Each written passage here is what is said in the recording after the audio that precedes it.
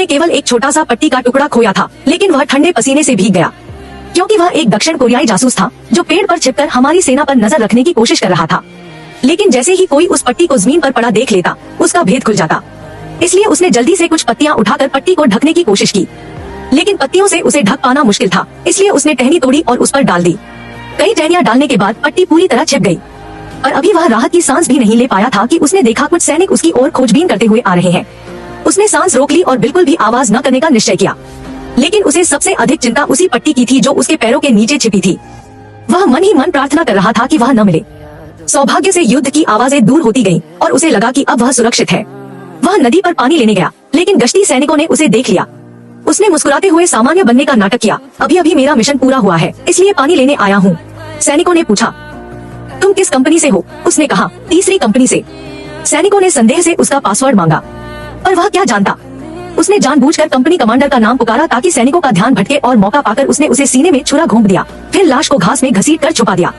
अगले दिन अचानक एक आवाज से वह चौंक गया। उसे लगा कि उसका भेद खुल गया है। चारों ओर देखा तो पाया कि एक जहरीला सांप उसकी ओर बढ़ रहा है। लेकिन दक्षिण कोरिया की खुफिया इकाई का कप्तान होने के नाते उसने ऐसे कई संकट झेले थे। उसने सांप को एक हाथ से पकड़ लिया और उस क्षण मौत को भी स्वीकार करने को तैयार हो गया। कई दिनों से लगातार टोह लेने के कारण वह कमजोर हो गया था, इसलिए उसने उसी जहरीले सांप को काट कर खा लिया ताकि कुपोषण से राहत मिल सके।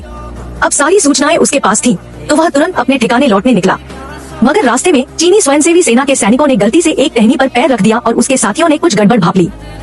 चीफ यांग ने जरा सी जांच में समझ लिया कि यह पट्टी हमारी सेना की नहीं हो सकती, बल्कि यह दुश्मन का जासूस यहाँ घुस आया है। और जमीन पर अमेरिकी सेना के संकुचित बिस्कुट भी मिले। यांग को पक्का विश्वास हो गया कि यही दुश्मन का उतरने का स्थान है। उसने पेड़ के तने पर पड़े निशानों और जासूस के बैठने की जगह देखकर समझ लिया कि यहाँ से हमारी हर गतिविधि साफ दिखाई देती है। स्थिति गंभीर थी। यदि सेना की रक्षा व्यवस्था खुल जाती तो यह हमारी पूरी फौज के लिए विनाशकारी साबित होती।